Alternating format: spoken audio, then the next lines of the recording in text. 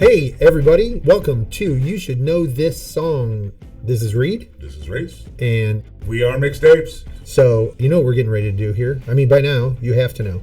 So, welcome and get ready for a couple of games and what have you that we have in store this episode. We're going to do... I think we're going to probably start today with You Should Know This Song, our primary challenge. Yeah. Don Henley got up out of the audience and went up on stage to sing it with him. Maybe a few minutes of quick hits. Quick hits, that's a fun game. You should know this song.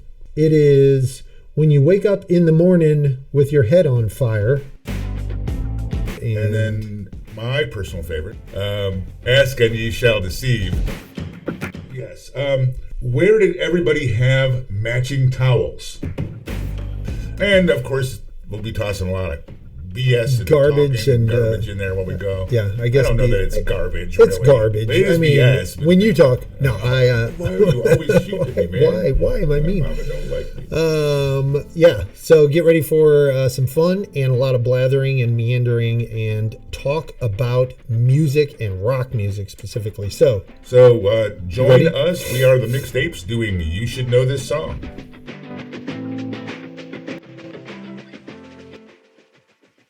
So like we said, we're getting ready to get going with the next segment of You Should Know This Song. And this is going to be our prime segment, as we call it. It's the core game, if you will, that we play. And it's where it all started.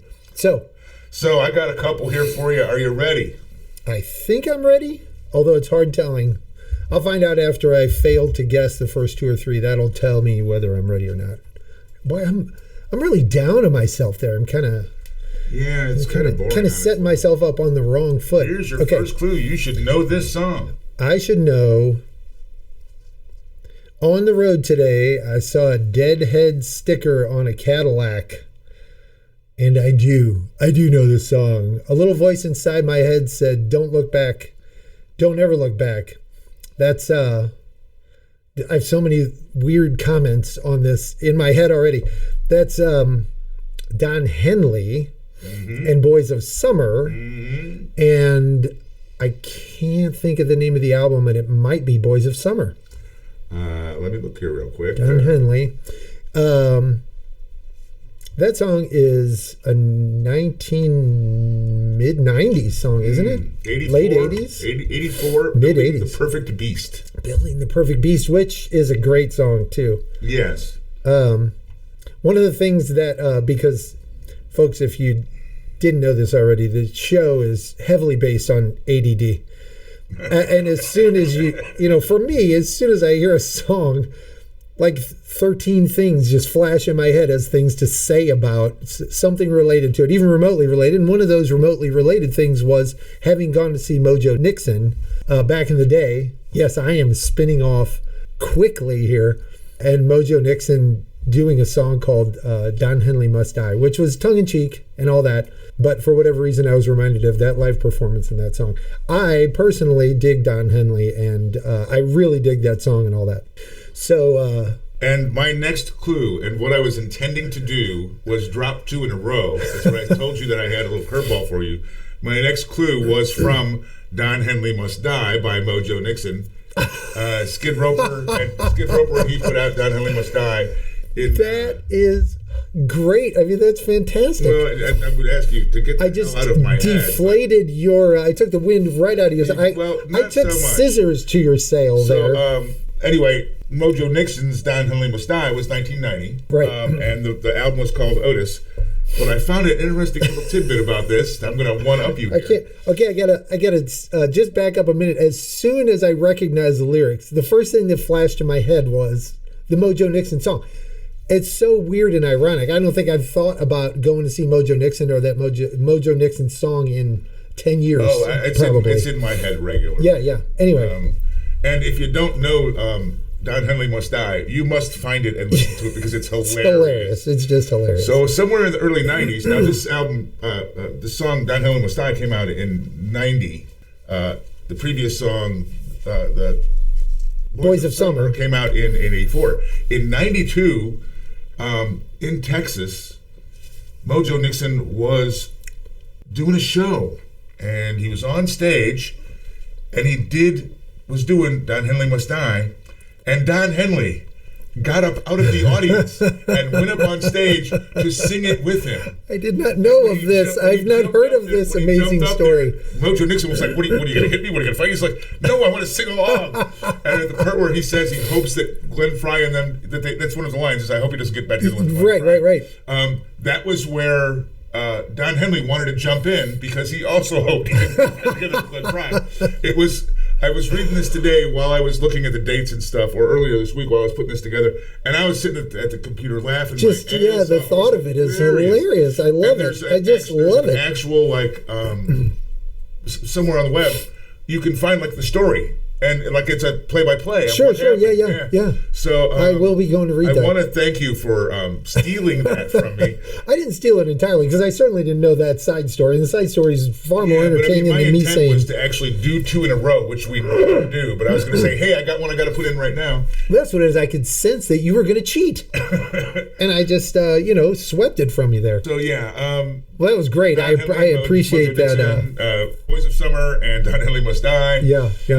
And I guess it's probably now your turn. I really appreciate that reference. And, man, I had fun with that just now because I love it when, the ADD crap on this show just falls together and turns into something.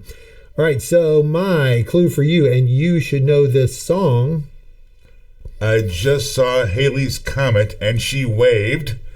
No, you're going to have to give me more than that. Okay, let's see what you got here. Said, why you always running in place? I got nothing, man. This does not... I didn't know if this would be... I can explain why I threw it out there, but I wasn't sure if this would be something familiar to you or not. So I won't let you struggle with it for too long because I can see now it's probably not familiar to you. It's a song called Second Chance by Shinedown.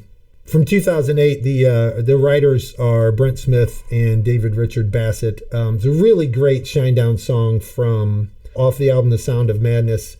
Anybody out there who knows a little Shinedown is going to be familiar with the song. It's certainly one of their bigger radio hits, and I was kind of thinking, maybe he recognizes it from the radio. I think if you heard it, I might. You would recognize it, but probably it's not a song that you sort of followed or as whatever. We've talked before, by 2008, I wasn't spending a lot of time listening to radio. I was. Well, I know I call it radio hit, but that's because I use the word radio like a person who's 61 freaking years old. It's just one of their bigger songs, streaming or otherwise. It's one of their bigger songs. Yeah. So, I mean, they're a progressive's probably not the right word, semi-alt hard rock band. So I think it would be spinning through a lot of the channels you listen to. Sure. And I may know it and just not recognize it by the lyrics. A lot of times, you only hear the lyrics that are in the chorus or that are prominent. In a lot of songs. And I was just thinking of that. Tell my mother, tell my father, I did the best I can to make them real. Sometimes goodbye is a second chance. Sometimes goodbye is a second chance. Okay, maybe that's familiar. I didn't get it. Okay, I think it's around to you now that my dud's fallen flat on the floor in comparison to your huge, fireworks explosion. Well, when you got it, you got it. Mine even had the words Halley's Comet in it, and it still was like, Okay, flat? No, I just didn't know it. I'm reaching way back here. I think you should know this song. Okay, I should know. The lyric is, everybody here is out of sight. You can't dance and stay uptight. I do know this song. Everybody here is out of sight. I'm going to give you... But you're going to have to give me a second lyric. Second lyric. Yes. They keep things loose. They keep... yeah. Once you hear it, you hear... The piano in the beginning is just it's too much. So Dancing in the Moonlight. There you go. I just had the band name flash in my head, and now it's the oh my gosh, it's right there. I can't think of the band name. Okay, so the band name that we know, the version that we know is from a band called King Harvest. King Harvest. Written by a gentleman named Sherman Kelly. From 1972. That doesn't ring a bell, though. Who's the... It was a cover of a tune by a band named BOFFALONGO. Boffalongo. BOFF. This is great. BOFFALONGO. I knew that you would like that. Boffalongo. Boffalongo. How is it possible that they weren't the more successful band with a name like that? It should have carried them to the stars. I don't know. And I don't know anything else that King Harvest did. They may have had other hits. I mean, 1972 was definitely AM radio era in my life. Sure. Yeah. You know, and this was certainly an AM radio song. I think more importantly, do you know anything else Boffalongo did? I mean, King Harvest, come on. They should be taking a back seat. That's amazing. I do not. Now I want to look up and see if Boffalongo is like a slang term, if it has a meaning behind it, or if they just came up with something that sounded cool with a bunch of letters and they were like, let's call it that. It was probably a bunch of people sitting around. Somebody played a riff on the drums and they were like, that should be the name of our band. It sounded like Boffalongo. Okay. Is it my turn? I believe it's about time it's my turn. I mean, I've been sitting over here. Okay, you should know this song, friend.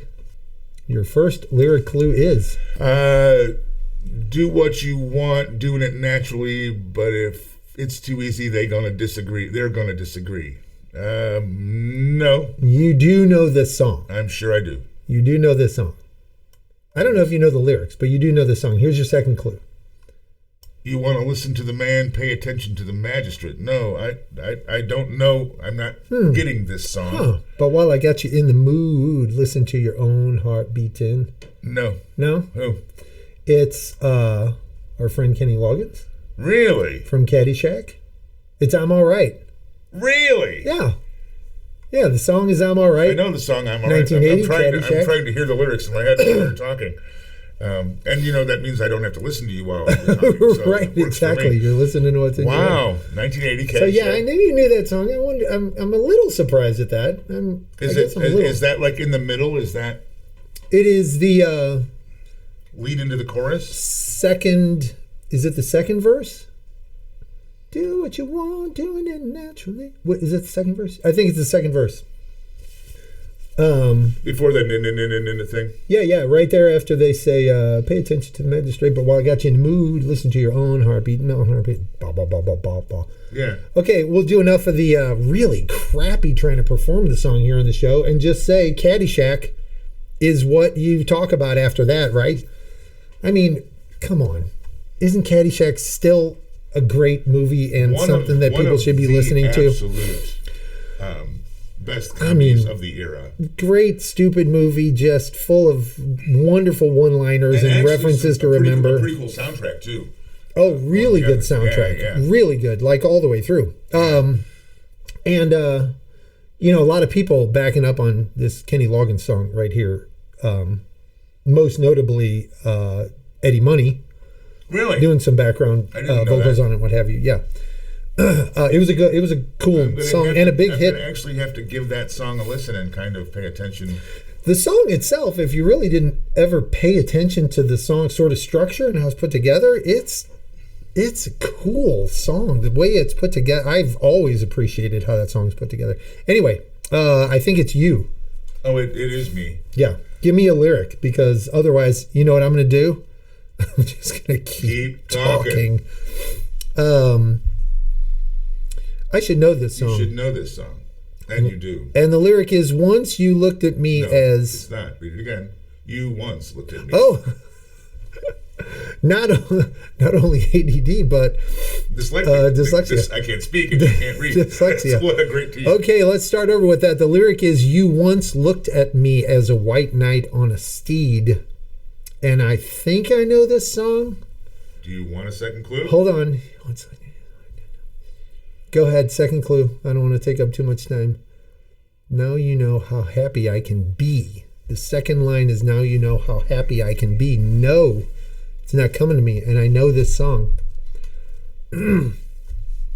Oh, Daydream Believer by the Monkeys. The Monkeys, who are... I should know, because how closely related are they to MixedApez? I mean... MixedApez, it's family almost. Right, almost family, and I'm so embarrassed. Written by a guy named Jon Stewart. I don't know anything else that he wrote. That's funny. He was actually not that Jon Stewart. No, not that. That it's a song written by somebody else for the Monkeys. Didn't they write a whole lot of their own stuff? No, really? Not at all. No, Boyce and Hart wrote most of the Monkeys songs. I thought, now I can't think of his name. Not Peter Tork, not Davy Jones. Mike Nesmith. Not Nesmith, the last guy. Mickey Dolenz? Mickey. No, it is Peter. It is Peter Tork. I thought Peter Tork did a lot of their writing and stuff. No, almost. I mean, they were a manufactured band. I know that, but then there was some impressive sort of musicianship and producing. Actually, became a real. That's who I'm thinking of, Nesmith. The guy with the hat. Yeah, the hat. Right. We talked about him before his mother invented. And I'm not going to remember that. What are you doing? Another challenge? You doing Whiteout? Okay, I do remember you telling me that. I do remember you telling me that. Or was on the team at 3M that remember. Right. Anyway, almost all their stuff was written by other people. And they're one of those bands that the Wrecking Crew did almost all of their music, initially at least. And Mickey Dolenz had been a performer, was in film and stuff as a kid. Sure. And all three of them had some experience. I wonder if the Monkees were. Sorry, you were finishing a thought. I was going to say all three of them had some performance experience. Right. I wonder if they were technically the first boy band. That's what I know them as. Yeah.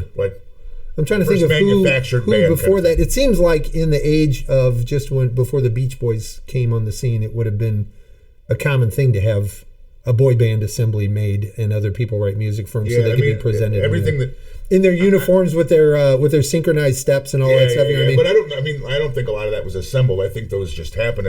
Right. It's always been. I've always heard that. Sort of technically, or it's thought of as the Monkees being the first boy band, being a manufactured band, if you will. Yeah, and again, going back to my surprise at that song being written by someone else. I thought I had heard or am of the understanding, mistakenly apparently, that they after a few hits were doing, especially Nesmith, doing some of their own writing and some of their own songmaking. I think, if I'm not mistaken, Mickey Dolenz in the last 3 years, has put out an album that is all all Nesmith's written songs as a tribute. Because Nesmith died. Yeah. And they were apparently close friends. Right. And I think it may be that Mickey Dolenz is the only one that's still alive now. I don't remember hearing Davy Jones died, but I don't know that I would have heard it. But okay. Anyway, I guess that makes it your turn. That puts it on me to try to choke you up again. Give me some more crap that I'm not going to know. If I can just. And by the way, trying to choke me up. What's up with that? Well, what isn't the point? Don't you want there to be success here? I do. I want to because I want us to be able to talk and for you to enjoy it too. No, I want all the glory to myself, right? Okay, well, there is no. Hopefully, glory you know this song. You should know this song. So, and that's not to shame you if you don't. I'm being nice, and I really hope that you. Whatever. Here's your first lyric clue, sir. It happened one summer. Happened one time. Oh, I really hope you know this song because I think you really know this song and you'll enjoy it coming back in your head. It's ringing some bells, but you'll get with the second. It happened forever for a short time. Oh man, what is this? One summer never ends. One summer never begins. Oh, I know you know this song, and I know you like her, and it's from that whole alternative era. I'm not getting female singer. Maybe that'll help. I'm not getting it. You're not getting it? I know it, but I'm not getting it. Suddenly last summer. Yeah. By Martha Davis then. Yeah. From not the Motels. And the Motels. Was it Motels? Yeah. 1983, Little Robbers is the album. Martha Davis and the Motels. Yeah, I was kind of excited about that song because it's in that group. Once. Yeah. I've got it now. Yeah, you that was a good one that I absolutely should have known. I was kind of excited about you knowing that one. So yeah, I'm a little verklempt now. I don't know how to handle this. We'll get you on there. We'll get you some. It'll happen. Oh, geez, thanks, Mom. We have to remember that it's about the billions of anticipating needy listeners out there. I mean, literally, half the world's population, needing the show to happen. So whether you or I. It's my turn. It's your turn. I've got one for you. You should know this song. Now, I'm veering off a little bit here as far as genre. Okay. But it's a very popular song. The lyric of the song that I should know is, now tell me, is it going to be you and me together? That is a little generic, but it sounds familiar. The way the words are assembled. Give me another one. Give me a second lyric here. Oh, yeah. Or are you just having fun? Now tell me, is it going to be you and me together, or are you just having fun? I know this song. You do. I can hear the next line. Kenny, what is it? Are you just having fun? Oh, Because the next words are the title of the song. No, I'm not going to get it. I mean, I'm going to take too much time. Sure. Too much time getting Paula Abdul. Straight up now, tell me. Exactly. Yes. Straight up now, tell me. I literally put it in there strictly for the purpose of throwing you back, stumping me, or are you just having fun? And I mean, it doesn't really require, doesn't really relate as rock and roll. Right. That's that's a bubblegum pop music for sure. I mean, it's. Yeah. But the thing is I heard we were in a bar somewhere having a dinner, and I heard it, and I'm like, oh, this is a good one. You know, I'm kind of glad you threw that in there for the reason that I hold back on that kind of thing. Like there's, pop? Well, yeah, I mean, in my mind, Paula Abdul is like super teeny bop pop. Sure. That I've vacillated on a lot of the time when I've had a song like, well, it's popular enough that probably he's going to guess it, but it's really not what we should be putting in the show. You know what I mean? Is it really makes you want to dance? Like it really, I'm sitting in my seat, and it's not my style of music at all. But man, it's so catchy. Yeah. To me, and just for the sake of getting my thoughts out there, the instant I heard that song, if I had my choice, I would just turn it off before 1 second of it played. Right. I was like I said, I was at a bar having dinner, so I couldn't really turn it off. And I know, I understand. So that's where I hear it anyway, is walking through Walmart or whatever anymore. Right. You know what I mean? It's still played a lot on those overhead things. Turn it up. You know what I mean? Yeah.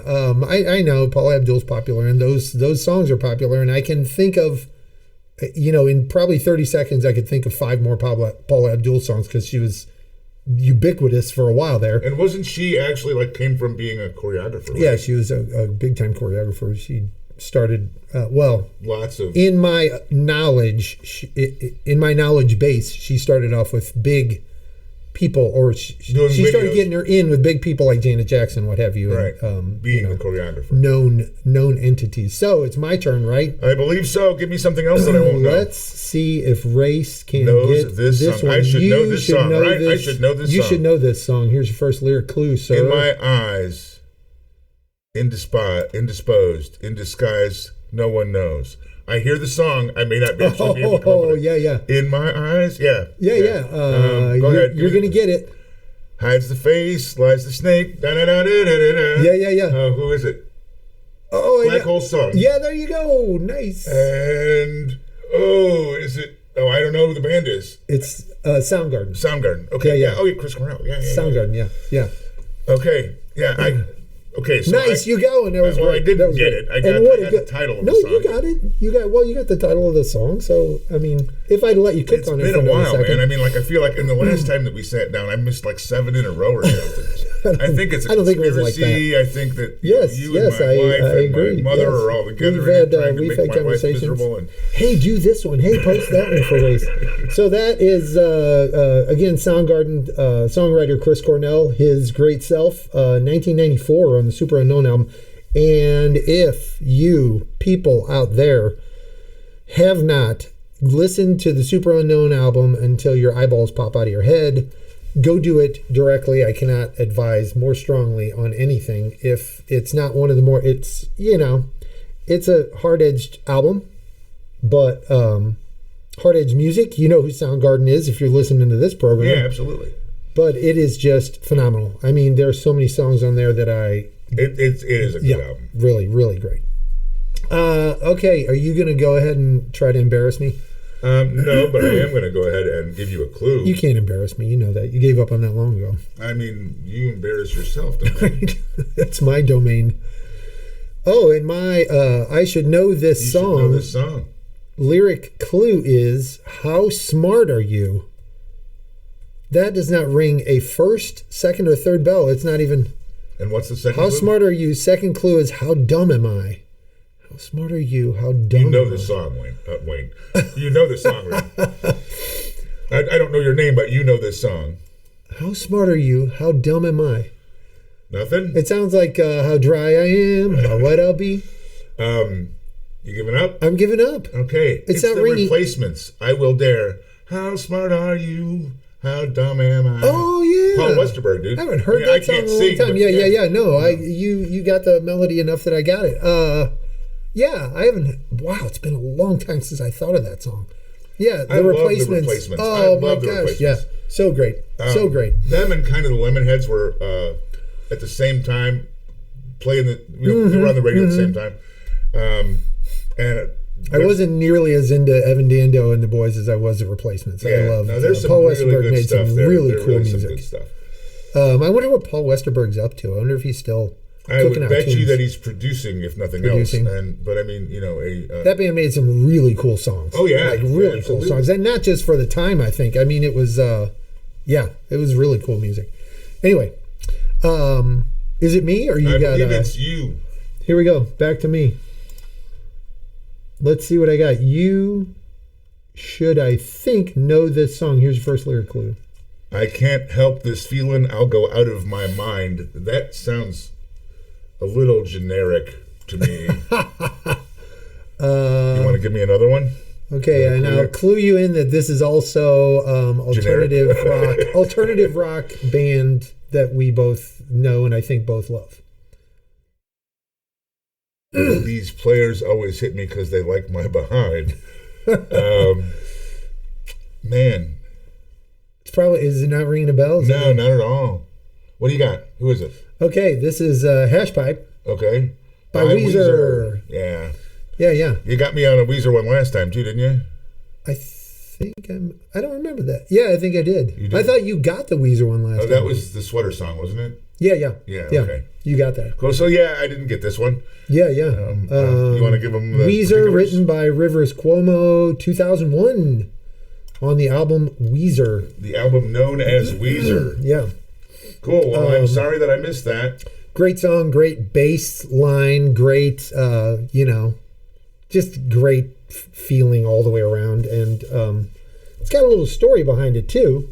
Give me that. Which doesn't come through in the song lyrics as much if you're not really listening to them, but they wrote it about, this is a loose translation of what I read. They wrote it about sort of at-risk, I believe, male prostitutes on Sunset. Oh, really? Yeah. Wow. Oh, if not a particular male prostitute. Yeah, but like socially conscious stuff. But yeah, it was like had some social consciousness to it. So, wow. And it's as likely we're going to have a correction segment on me saying that, because now I'm trying to just remember what I read on the wiki page without having it in front of me. So, anyway, I believe it's my turn. Table has turned, and you should know this song. And my lyric is, well, you can't have that, but if you're an American citizen, you're entitled to.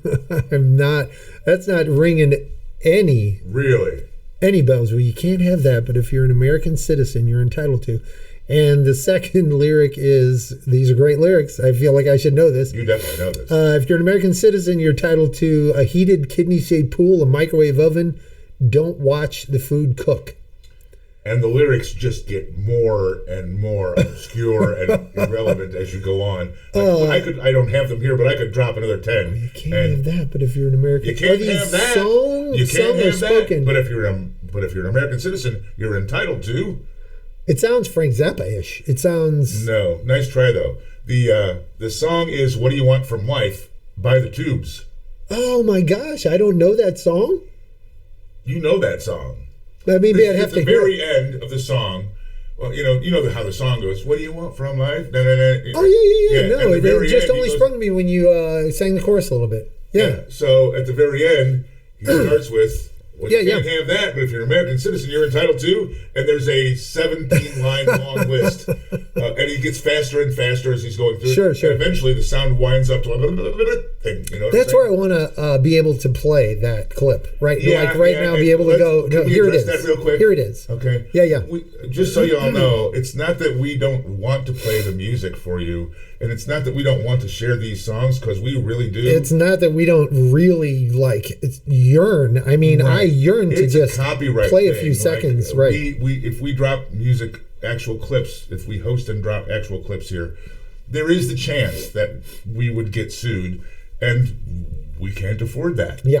We're not at a point in our development of the show that we can pay for rights to be able to use song clips and so on and so forth. So we got to keep it. We got to keep it on this. Yeah. Just keep it interesting, talk and entertain you thoroughly this way. That's happening. Rather than embellish it any further. Well, I think that maybe taking us up near the end of an episode, unless you got one more you want to share. Not the end of an episode, but the end of the segment. End of the segment, right? Takes us to the end of Prime. I have another one. Who started? I don't remember who started. I did with Don Henley. So you did. Okay, I'm going to give you another one. This one, and then we're going to wrap up. We're going to try to set you up for success here, and we're going to try to give you one that's a winner. I haven't had much today. Race, you should know this song. Sure. By the time they hear the sirens, it's already too late. Okay? You know this song. Go ahead and give me the second line, because I'm not having any success today. One's in the morgue and the other's in jail. One got wasted and the other's a waste. Yeah. You know this song. What is it? They're a little newer in the alternate rock. My head's going to Pantheon, RHCP. but they're a big alternate band. No, alternative band. I keep using alternate. What do you got? Hey, come out and play. Keep them separated. Yeah, is that what this is? Yeah. Okay. Yeah. Yeah. Come out and play Offspring. Yeah.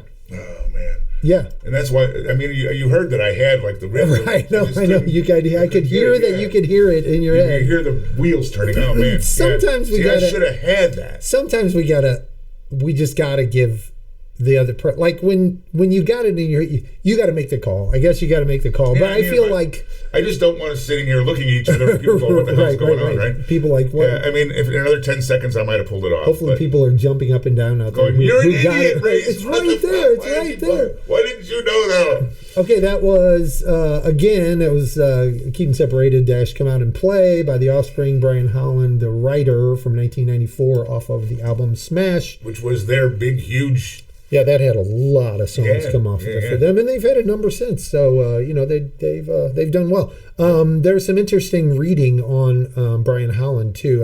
I'm not going to try to recount it now, but if you get a chance to go, sort of check into how he's developed in his road, that's interesting stuff too. Anyway, and that really does bring us to the end of our Prime segment. You should know this song, and we're getting ready to move on into quick hits.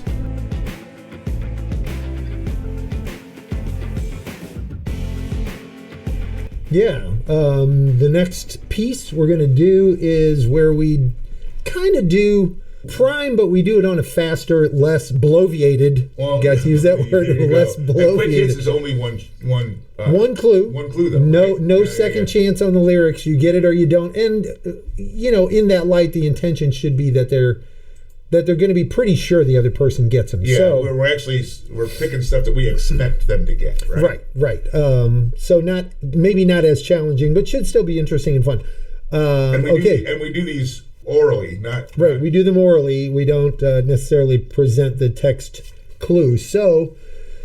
you want to start? I'm going to start. Race of Apes. What do you got? You should know this song. It is... When you wake up in the morning with your head on fire, and I'm going to say that again, but I'll say it with the rhythm. When you wake up in the morning with your head on fire, man, and your eyes too bloody to see. Nope, it's not that. That second line that extra line. What is it? Go on and cry in your coffee, but don't come bitching to me. Big Shot, Billy Joel.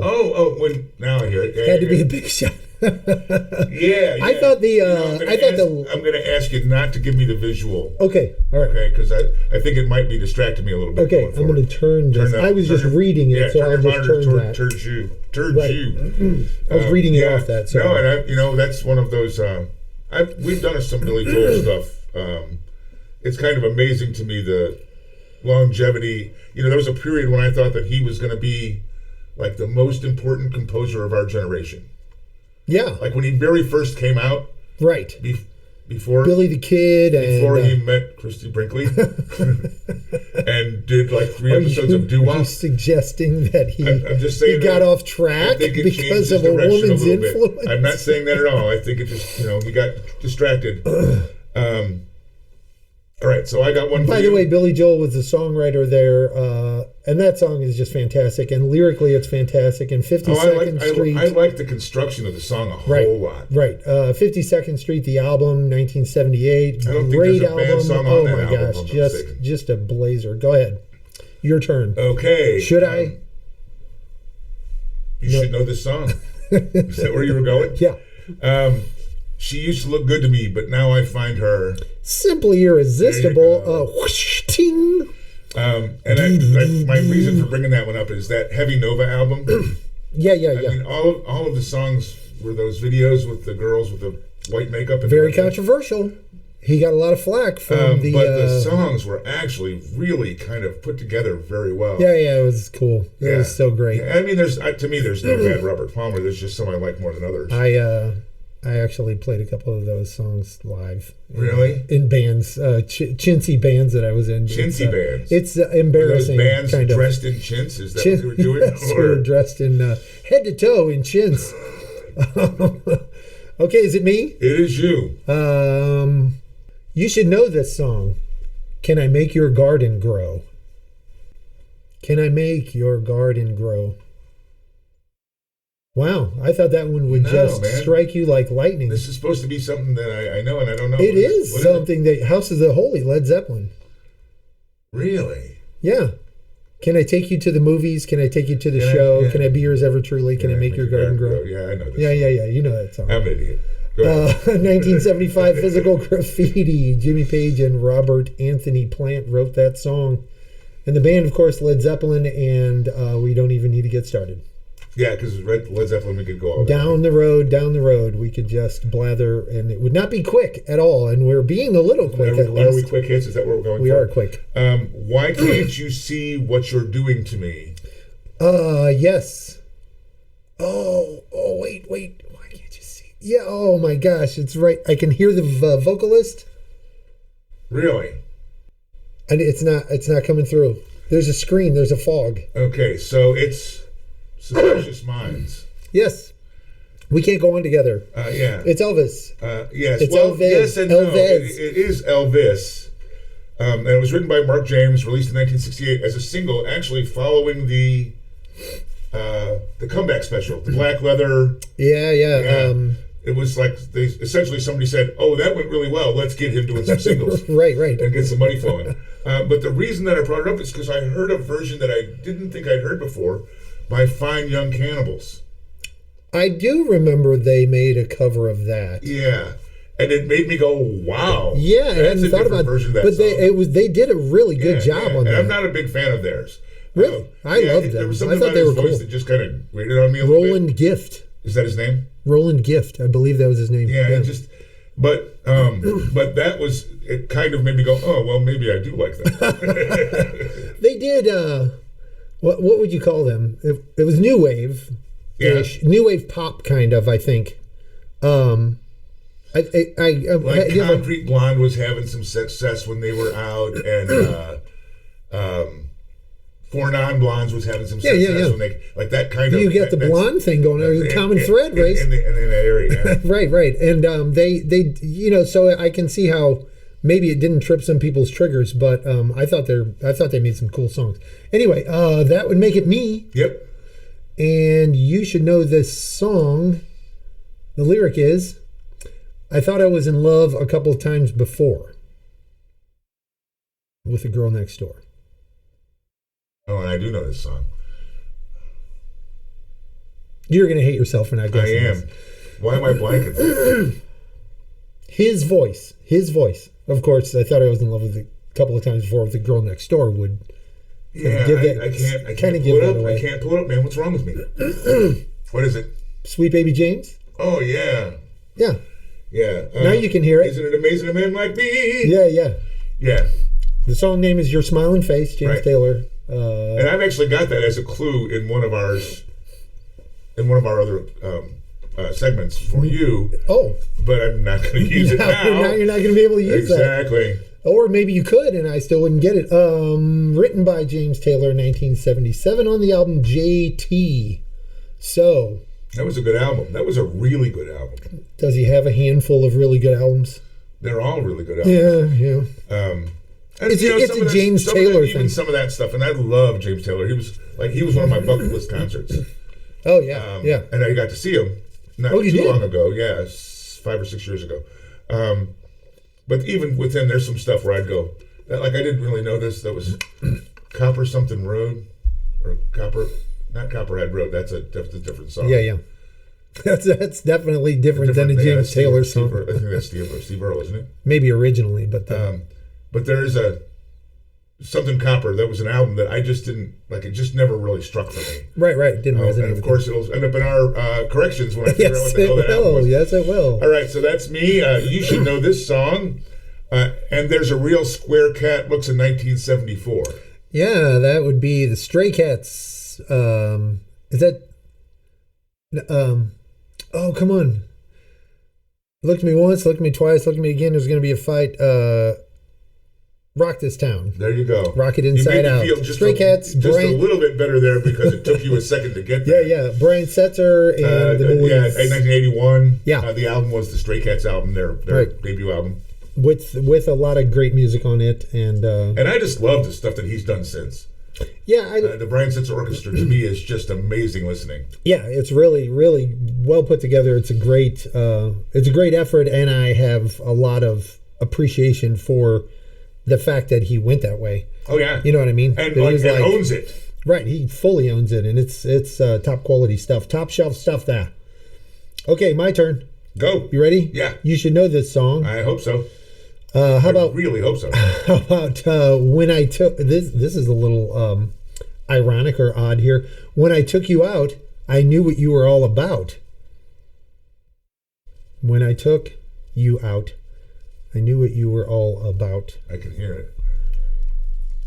It's Robert Palmer. It is Robert Palmer. That's the irony. Didn't mean to turn you on. Yeah, that's right. Which was a cover for him.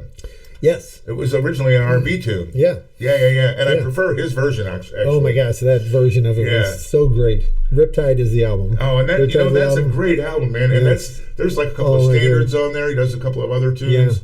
Yeah. I couldn't pull them off. So great. Yeah. 1985. I think I actually have that on vinyl somewhere. Really? Yeah. That's cool. Yeah. I was the mid-'80s. I love Robert Palmer. That first album... Double Fun? Yes. Yeah. No, that's not the first album, but that's... I don't know if it's I had the first album. It's not. I had the first album and I had Double Fun. The first album is Sneakin' Sally Through the Alley. Sneakin' Sally, that album's just a blowout. Oh, absolutely. End to end. Every song. Yeah, end to end. And Double Fun's pretty close. Yeah. I love that stuff. Yeah. All right. Anyway, sorry. I mean, if you listen to these first few episodes here, we've had some Robert Palmer visits. Yeah. Which I'm not complaining about at all, but we like our Robert Palmer. Okay, it's you. Hit me. I've got Now My Girl, You're So Young and Pretty. One thing I know is true. You'll be dead. We'll be dead before our time is through. Yes. So that's we got to get out of this place. We got to get out of this place. The Animals. Eric Burden and the Animals. The Animals. The Garanimals. 67? 65. 65. Nice 65. Yeah, very nice. That was released as a single. It was not on an album initially. Barry Mann and Cynthia Weil, husband and wife songwriting team. Oh. I assume all this time. I never looked that up. I assumed that was an Eric Burden writing. You know the Brill Building? Does that ring a bell to you? It does. Okay, it was a songwriting, essentially a building where all the songwriters worked in New York. Yeah. Short for brilliant. They were a Brill Building couple. Oh. And they had a boatload of hits. They are actually a Rock and Roll Hall of Fame couple. Yes, as songwriters. Yeah, we got to do a Uncontrolled Substance on them. Barry Mann and Cynthia Weil. Definitely, like if you're interested, go check them out. Check out the Googles and go take a look at what they did. Yeah, Wikipedia them or whatever. Yet another of the several dozen uncontrollable substances we have to get back to. Is anyone keeping track of those? Have you talked to the assistants and the secretaries? We're going to have to do like 3 consecutive episodes that are just uncontrolled substance, and we'll be 30% caught up. People would walk away. And boy, the corrections. Huh? Think of the corrections. All of them. Okay, here's one for you. You should know this song. And Take Me Across the Water, because I need some place to hide. Dumb the Rancher's Daughter. Yeah. That's Uriah Heep. Yeah. Look at you go. Stealing? Yes. Is that right? Stealing My brother was a big Uriah Heep fan. So was mine. Well before this. This is the Wizards album, I think. Sweet Freedom album. Wizards was before that, and Wizards was great. Yeah, and even before then. And I think the Wizards album is what my brother sort of pounded me in the the first head one with. that I know is actually called Uriah Heep. Yeah. And it's pretty heavy. Yeah. There's a tune called Gypsy. Yeah. That's really like boom, boom, boom, boom, boom. Very heavy bass and organ keyboards. Yeah. Might have been a Hammond organ thing. I always think of Iron Butterfly when I think of early Uriah Heep, like, comparing the two. But then Uriah Heep went on for several good albums and several, a lot of good radio airplay for a while, and their style sort of changed a bit from the acid rock, psychedelic sound. And they did some pretty cool stuff. Yeah. They did some really cool stuff. Do you know who Crate is? Crate Music here in St. Louis? No. Yeah, so Crate's a brand of amp. That I know, but Crate Music, I thought you were talking about a music company. I know. My wife worked for Crate when I met her. And they used to say that all of their instruments, and they do instruments as well as amps, you say all their stuff was musician made. Because they hired a bunch of kids that were playing in rock bands. Right. But the reason I mentioned all of that is that Ken Hensley, the keyboard player and singer from Uriah Heep, was one of their technical directors, consultants. Yeah. He worked for Crate. And I actually met him at a work function. Through her work. Wife did. Yeah. Nice. Which I thought was pretty cool because, I know who Ken Hensley was when I was 13 years old. Right. So you got to have a little a close encounter. Yeah, what do you call it? A little fangirling. Yeah, exactly. Anyway. I had a unique, hopefully we'll have occasion for it to come back up. I had a unique Uriah Heep near miss earlier in my life too that's humorous and weird that I'd be interested in letting everybody know about. But I'm not going to do it right now because we're out of time. I think we're at the end of this segment. And I think we got something else that we need to move into, aren't we? Yeah, we're done with Quick Hits. That was what Quick Hits is about. For those of you who were wondering, we're about to move into a segment we call Ask and Ye Shall Deceive. Ask and Ye Shall Deceive. It's turn a piece of the lyrics into a weird question challenge based game.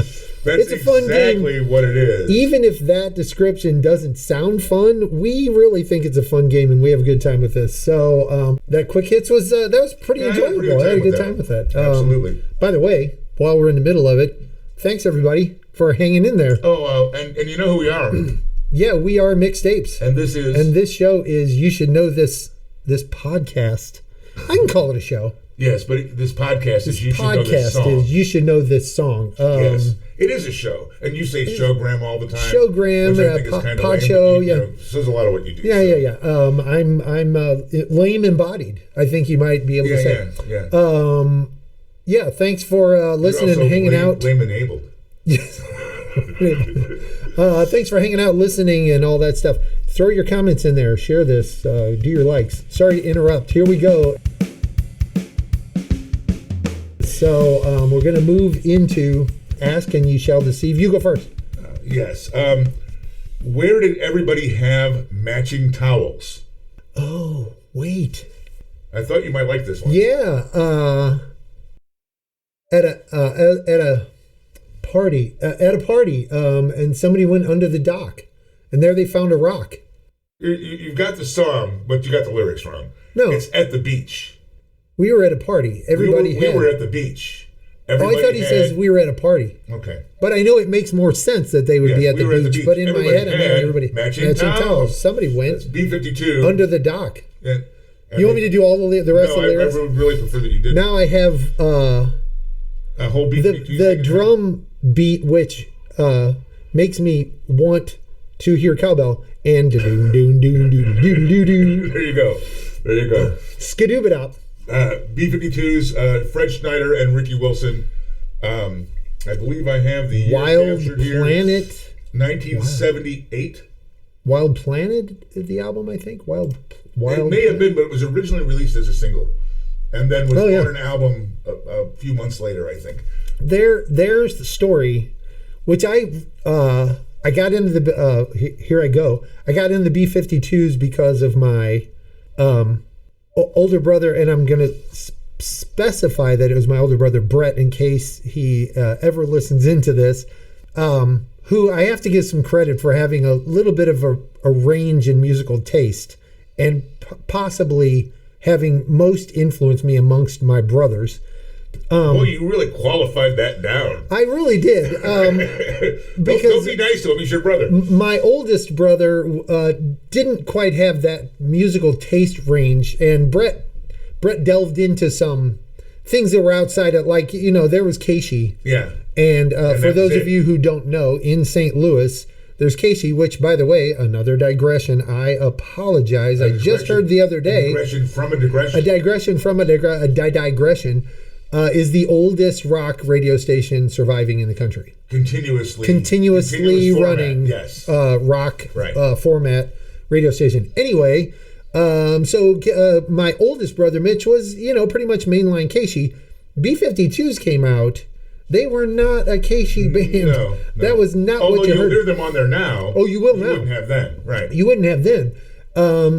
And so when Brett started playing this B-52 stuff, I was like... weird shit back then. It was weird. Yeah. I mean, he was frowned upon. I'll just say that. In his circles... They were like, which were stoner, hippie, rock and roll listening. Right. What the hell are you listening mainstream blues rock, hard rock, heavy metal. Okay, kind of stuff. This was like just weird as crap. Like, who are these? And for as weird as they are, Rock Lobster is one of their weirder tunes. It is. If you know the B-52s, it's upper third weird. Yeah. Because they got some stuff. I mean, it's out there. Has anybody seen The Dog Died Dark Green? The song about his poodle, Quiche Lorraine? No. You got to listen to that. I mean, they just let it go. Stream of consciousness weirdness. I'll give you a Keishi digression. When I was in college in 1981, in Carbondale, Illinois. Okay. SIU, go Salukis, which I never graduated. I only went for like 3 semesters or 1 year and a half. That's still respect. Anyway, when I was there was a bar. There were a lot of bars. And I spent a bunch of time in all of them. But there was a bar that had Keishi. In particular. There was a bar that had Keishi piped in. Oh, wow. Nice. Yeah, they were just playing the radio station. I had never heard of Keishi. It was the first... And I grew up on some rock and roll stations. In Chicago. Yeah. It was the first time I ever heard, and a bunch of others. There was a rock and roll station in Chicago called WXRT, which is a whole other conversation. But anyway, it was the first time I ever heard of a hood. I ever heard a Montrose song off of his second album, Paper Money, on the radio. Was on Keishi. Yeah. In a bar in Carbondale, Illinois in 1981, probably 4 or 5 years after the album had been out. Montrose was but it wasn't a thing that got, like, that second album never got any airplay in Chicago. Right. You know what I mean? St. Louis was Montrose country. Yeah, absolutely. For sure, before St. Louis was Sammy Hagar country. Oh, yeah.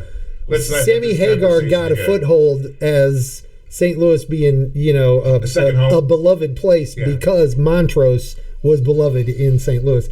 But yes, that's a whole different conversation. And back to the B-52s, which was led to us by what? Oh, by your clue. It's been so long. It feels like it's a year since you gave that clue. That's how it goes here, folks. Strap in. All right, so it's your turn, right? Or are you still going? No, I was going to still go, but now I've completely lost what I was going to say, and I think it might have actually been interesting. I would question that. Okay, my question for you, I'm turning this so you can't, I know how it distracted you last time. So, We are still playing. Ask and you shall. Ask and you you shall deceive, and you should know this song. Okay. Also, where do Tommy and Gina work, and why is Tommy down on his luck?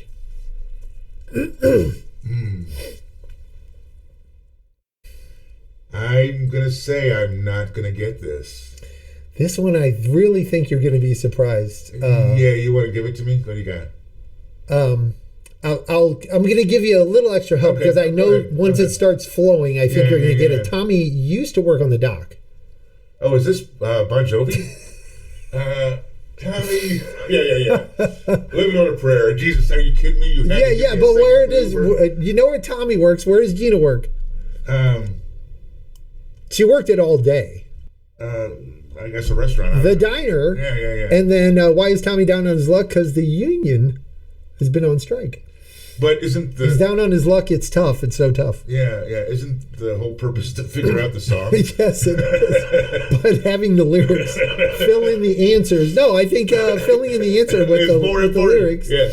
Living on a Prayer, Bon Jovi, 1986. That's also on another one of mine that I'll have to wait now 3 months to come in with the reference. Slippery When Wet album. Yes. Written by Desmond Child, whose name I'm not familiar with, and I wanted to look up, but I didn't have time. John Bon Jovi and Richie Sambora. Okay, you give me a weird question. Okay. When and where are people walking on a sidewalk hotter than a match head? Oh. It's Summer in the City, but right. What's the lyric line leads up to that? Well, they're walking Hot Town, Summer in the City, back of my neck getting dirt and gritty. Isn't it a pity? Doesn't seem to be a shadow in the city. Walking around, people looking half dead. People looking half dead. Right, but the answer to the song couldn't get that is Summer in the City. Yes. In the City is technically the question. Yeah, when summer and in the city. Right. So yes. Love and Spoonful. Love and Spoonful. I love me some Love and Spoonful. Yeah. That happens to be my brother turned me on to them. He was a huge fan. John Sebastian and apparently his brother Mark Sebastian, who I didn't even know it was. Maybe he wasn't in the band. Maybe he just was a songwriter. Yeah, right. Because I don't remember their little family tie there or something. I saw John Sebastian on one of those, either Midnight Special or Don Kirshner's rock concert. It was one of the two. With Love and Spoonful or as John Sebastian? As the host. Oh. And he came out in the middle of the show and said, I've always wanted to do this, and sat down to tune his auto harp to take them into commercial. Like sitting alone in the middle of a stage, and they went to commercial. He's like, hey, I've always wanted to do this. I'm going to tune my auto harp live. And by the way, hey, kids, and I do kind of mean kids, but people in general, you know what you don't get to see anymore when you're streaming your music or when you're listening to it on YouTube? You don't get to see stuff like that where people come out and they do an intro and they decide they're going to tune their being goofy auto harp. Right, he's just ad-libbing a little bit. When you say you don't right. need to see that, you don't get to see that. What it sounds you don't get to experience that. It sounds like you're being detrimental, and the truth is, you missed that. Is what you're really missed saying. That. But like you do your Sirius station, or you do your streaming on whatever format platform you're going to use. Yep. And YouTube Music or this or that, and it's song after song back to back, and there isn't interaction from a personality or from somebody embellishing it, which believe me, I enjoy it. I indulge in it myself. I like to have my clean music when I want to have it, but sometimes there's a reason to have a show. And I don't know where I'm going with that. I'm just blathering. The thing is that if it's not happening currently, you have to know what you're looking for to look back at it. Right. Okay. Right. And if you don't know what you're looking for, it's not your fault that you don't have access. It's not your fault. I mean, right. I wasn't. Right. I see what you're saying. I wasn't throwing shade on. It sound like you were throwing shade. I wasn't throwing shade on the people, age regardless. I was throwing shade on the platforms and the current tightly packaged the delivery. Thing is, that stuff's not out there. Like unless you go and look for things like Live at Daryl's Place. Right, right. If you're not looking for it, you're not getting some of the messiness that's enjoyable. Which is kind of cool. That was enjoyable about when radio was great, and I know that sounds like old person stuff, but also when you had things like Don Kirshner's rock concert and Midnight Special and Soul Train, which also sounds like old people stuff, but the content is the reason that it was cool. Okay, is it me? I believe it's you. I'm asking you a dumb question. Yes. You should know this song. What are the brick house's measurements? 36, 24, 36, or 38, 24, 36. I think it's 36, 24, 36. And ironically, while I thought of the question and got a kick out of myself for thinking of it, I didn't write down the answer. Well, I've got, here you go. But it's 36, 24, 36. I can hear him saying it. So let me ask you this. Whose measurements are 42, 39, 56? Hold on. Yes. AC/DC. There you go. All right. So now give the credit for your song. Yes. And so my song is Brick House from the Commodores, who we could go on about the Commodores for a minute. Written by Lionel Richie, Milan Williams, Ronald Lepre, Thomas McClary, Walter Orange, William King. How many people contributed to that song? Oh my gosh. 1977 off the album The Commodores. And Whole Lotta Rosie is back to the AC/DC song that you just referenced. Scott there. Young and Young. And the only reason I mentioned it was because we both had measurement references. Right. Was that your next one? That was my next one. And that's kind of where we're going to wrap it up for this particular segment. That's right. That was Ask and You Shall Receive. Ask and You Shall Deceive. Well, I'm just going to speak right over you there. Ask and You Shall Deceive. We could, needless to say, go on with that game for some time because it's fun. It turns out it's really fun. It's ridiculous. Fun. Yes, it's coming out easier than it did initially. I'll give you that for sure. Yes. Okay, so I think that that kind of wraps us up from the end I don't want it to be the end of Ask and Ye Shall Deceive. I'm not really interested in the end of that or the show. I know, you just don't want to let it go. That's right. But we gotta let it go. We do. It is the end of the episode. Yeah, and we just want to, make sure that you all know how much we appreciate you listening in with us and being here. We have had so much fun doing this. If it wasn't already evident, Grace. Yeah, absolutely. I mean, I'm having a blast, and we're starting to get a little feedback. People telling us how they feel about it, and so far it's all positive.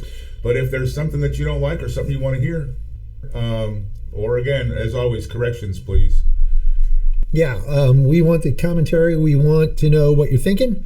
And if you will, consider liking and sharing and following and subscribing and all of those things. All that stuff. Yeah. We really appreciate that as well because, again, it's a way to let us know, but it's also a way for us to let you know when the next episode is coming out. Absolutely. And we are going to we should be on a regular weekly schedule now.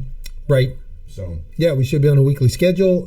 We are on a number of platforms now, and we're just digging it. So come back for more of our commentary. Come back for more music thoughts and clues. Come back for more goofiness and ADD there's mental wandering. Absolutely. And visit us on the website, and you can get some more data and. That is youshouldknowthissong.com. That's probably the best way to get there. Youshouldknowthissong.com. Again, thanks so much. I can't say enough. All right. Take it easy. See you next time. We're out.